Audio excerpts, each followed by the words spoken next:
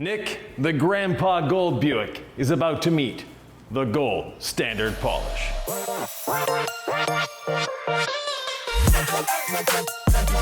We've seen this Buick before. In a previous video, we decontaminated, we cleaned, we dried, but we didn't polish. We got to polish, we got to coat, and that is going to happen right now. Right.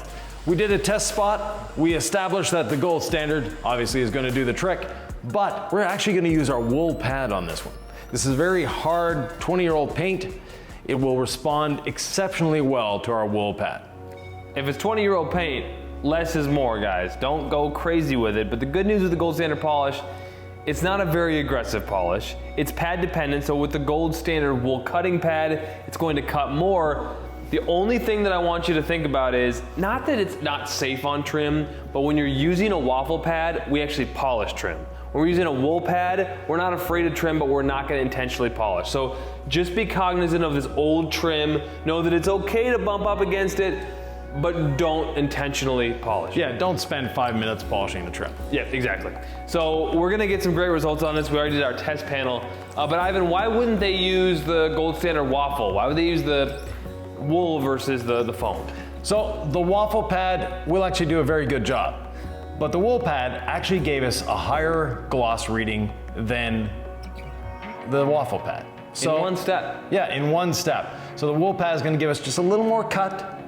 It's gonna get rid of that minor orange peel, just a little bit. It's not gonna eliminate the orange peel, but it's gonna make it better. And there's a few deeper scratches here and there. So we'll sort of linger on those for a second or two and get a nice, even gloss all over this Buick, ready for the 5-year ceramic coating. Let's do it. Off we go. Nick's gonna do the passenger side, I'll do the driver's side. We're starting at the front, we'll meet at the back.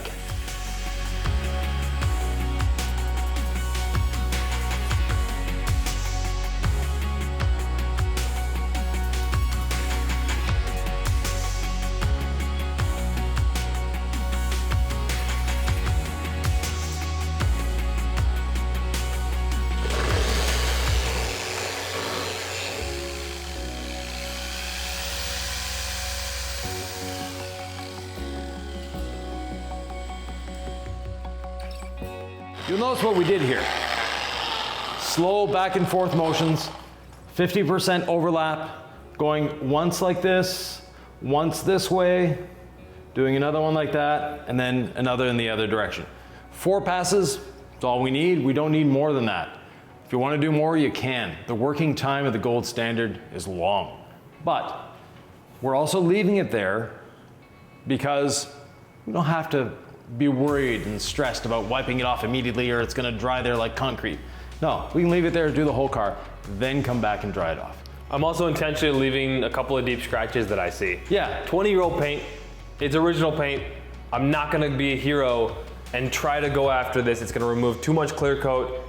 Those are gonna be what they're gonna be. Right, and sometimes trying to be a hero can make you a zero really quick. Very quickly.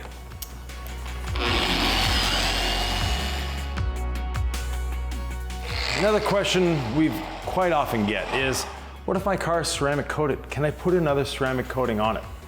Actually, you can. By using the gold standard, just one little pass like this is more than enough to abrade that old coating and make it ready to accept a new coating.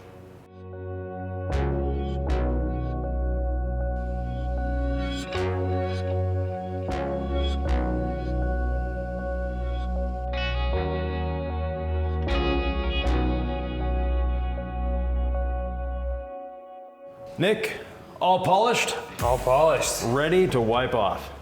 We're using a rinseless dampened towel to do the initial wipe, followed by a dry towel. Nice little fluffy towel to get it all pristine and ready for the paint prep.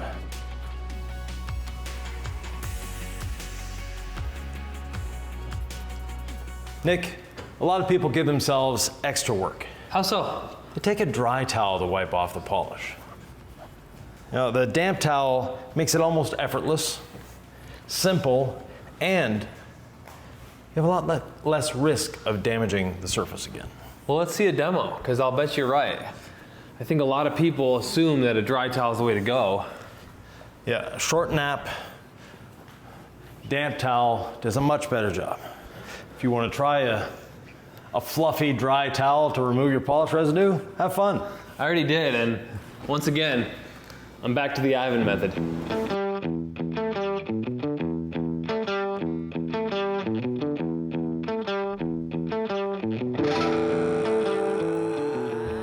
A lot of people think the glove is for their own protection, and it is.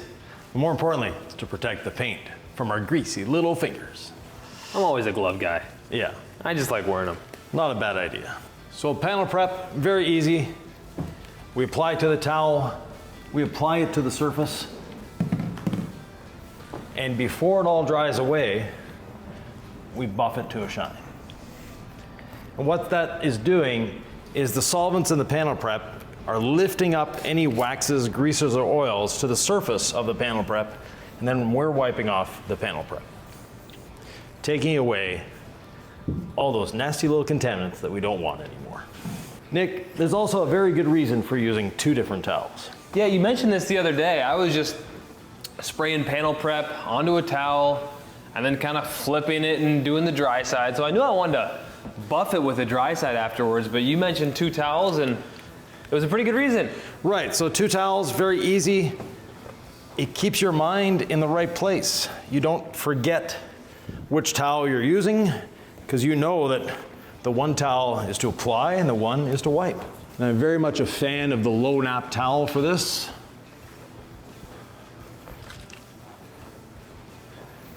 It's very clean, but at the same time, a little more aggressive, meaning that if there is any residue on there, it is going to lift it up quite easily without having to put pressure on it. Now, people think a nice, thick, fluffy towel, high pile is the way to go, when in reality, the short nap, you're not putting as much pressure on it, and it's doing more work. The 8-year ceramic coating. We talked to the owner. He intends on keeping this Grandpa Gold Buick for many, many years. As he should. Right. So we're giving him the best coating we possibly can, our 8-year coating.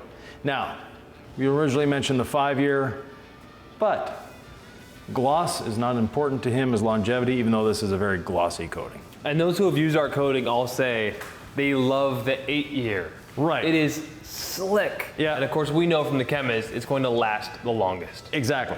Now, normally we apply as a team, but we had some questions. What if I'm alone? So just like we polished it and paint prepped it, we're gonna do the same. We're each gonna attack our own side and get it done that way. So we have the coating applicator. We apply some coating to the applicator. Get this towel out of the way for the moment. And I like to apply in a circular motion. If you like triangles, if you like squares, hexagons, straight lines, it's really up to you. Basically, you just want to make sure the whole panel is completely covered. And you're gonna stop hearing that squeaking once you get the pad primed. Right. Then you watch, you look, you observe. And when 50% of this has gone from an oil slick on water look to almost clear, that's when you hit it with the towel. And if you want to look at what over applying the coating looks like versus what Ivan did, you can see it looks like I created like a swimming pool over here. Now I know it's going to take a minute or two longer. So what I'm doing is applying to the next panel. Then I can come back, take a look. Oh, perfectly smooth, no drag whatsoever on the towel. And when I stop and lift the towel up, I'm not leaving a wet mark. That tells me that I'm at that sweet spot of simplicity, of wiping off, and the coating is ready. Then I take my second towel, and basically, I'm just doing this as insurance. I make sure to go past the panel I'm actually working on onto the next panel.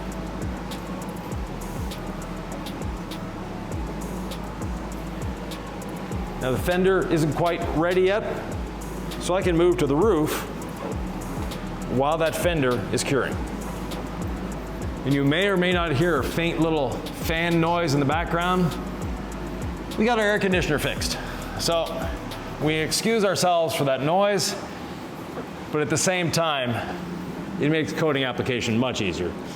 Having this extra time to level it just does make applying the coating a breeze. I may have missed this spot in here. I'll get the headlight or the tail light. So Ivan, where did you go after you were here? I want to stay on the same page with you. Did the rear fender, I've done the rear fender. and then I'm gonna do the roof, followed by the windows. I want to be on the same page as you, sir. Yeah, and then I'm gonna move to the hood actually. Go all the upper surfaces that I can, and then get on our little stools and ride around the bottom. Nice. Now in the window, since it's deeply tinted like this, you can really see the oil slick on water look and how it eventually fades to clear. And when it's gone to clear, then we know we are ready to level it. And don't be afraid when you're doing your big circles, make them big. You can see how it may be like, well, are you gonna be missing like a donut hole in the middle? But look, when I go in a big circle like this, I'm actually overlapping. I can level very quickly on windows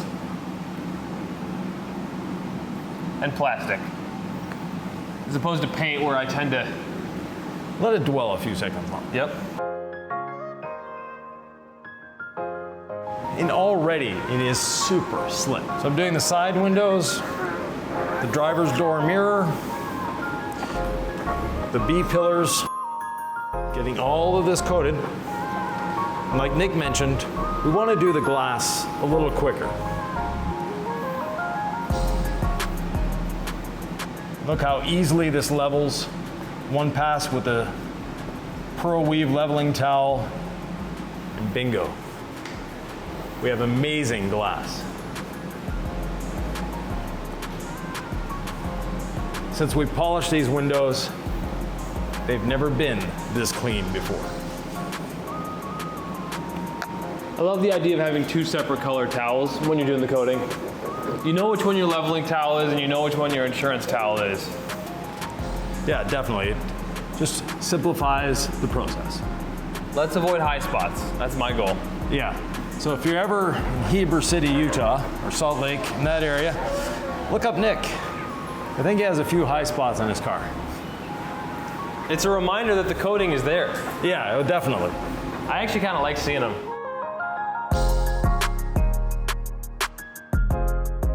And as a friendly reminder, I'll tell Nick, don't forget the mirror. Ah, good call. Let's just say it's happened before. Once or twice. I never forget to get the mirror. No. And he wipes off the mirror itself, or the casing, but sort of forgets to do the glass part. Which people tend to notice. Yeah, and consequently, it was the one of this people's cars before that you did that with. He came back the next day and said, "Is this normal?" He was nice about it. Oh yeah. Thankfully, this is free for him, so. And the wool pad made an effortless save on that one. So the hood is doing its thing slowly, so I'm gonna do the front fender while the hood is setting up, cross-linking, getting itself all nice and coated. Grandpa Gold never looked so good. Again, effortless wipe off, because I waited long enough. If you wait too long, you might have to put a little effort into it. If you have high spots, there's an easy way to get high spots off.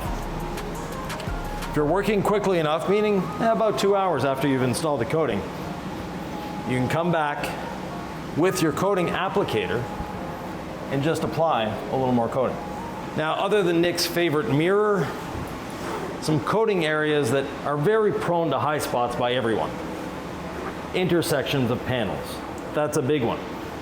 Whenever you have a change of direction, like going from the hood to the fender to the A-pillar, those are areas that high spots happen. So I've done all the uppers. I'm gonna get on my little stool and roll around and do the lowers. Always when I'm doing a panel, I'm gonna box it in making sure I've got all those outer edges covered, overlapping onto the previous and the next panel, and then fill in the center with circular motions. Now, if you drop your applicator pad, we have a little secret here. You can flip it, and you have a clean side. And you know, that's one advantage of these Swiss track floors, is they don't accumulate dirt on their surface like a regular floor. But to be safe, flip your applicator pad.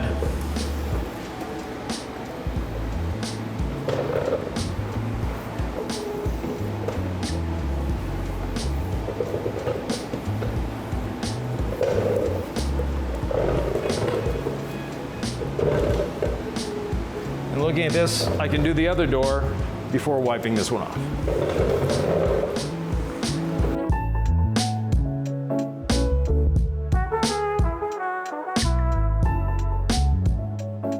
The only time we really douse the pad is the first round.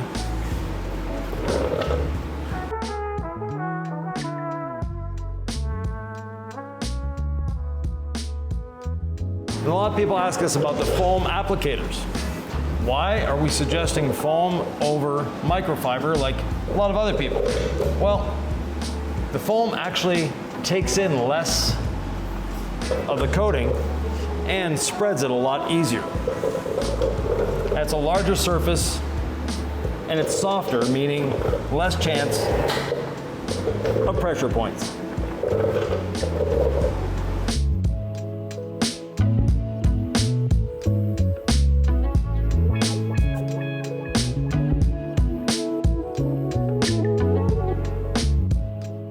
Nick, what do you think? I think this looks amazing. Yeah, the gloss has gone through the roof. It's beautiful, it's grandpa gold, and this classic Buick is gonna live on for a long time.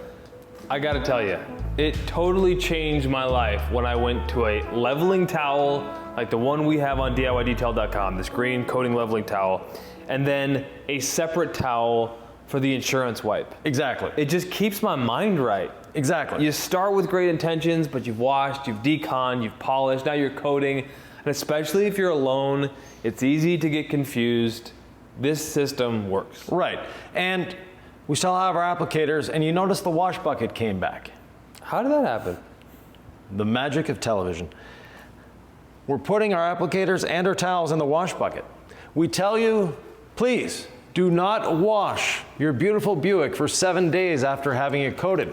The reason we tell you that is surfactants can stop the cross-linking of the coating. The coating hasn't had time to cross-link, therefore, by putting it in our wash bucket, the surfactants that are with Incredible Suds or even our rinseless wash are enough to prevent the coating from cross-linking, making it so that we can use those towels and those applicators again. We don't need to throw them away. There was a previous iteration of Nick the detailer who thought he had to use brand new towels every time he coated paint and a brand new applicator. And you're saying that's not true. It's not necessary, with our coatings anyways. There are some coatings that you're not done half the car and it's already crystallized and doing all sorts of weird things to your towel. Not our case. Don't throw your towels away, unless you want to. With that, thanks for watching. And I think we have another classic car somewhere around here. Check that out, and this Grandpa Gold is amazing. We'll see you over there.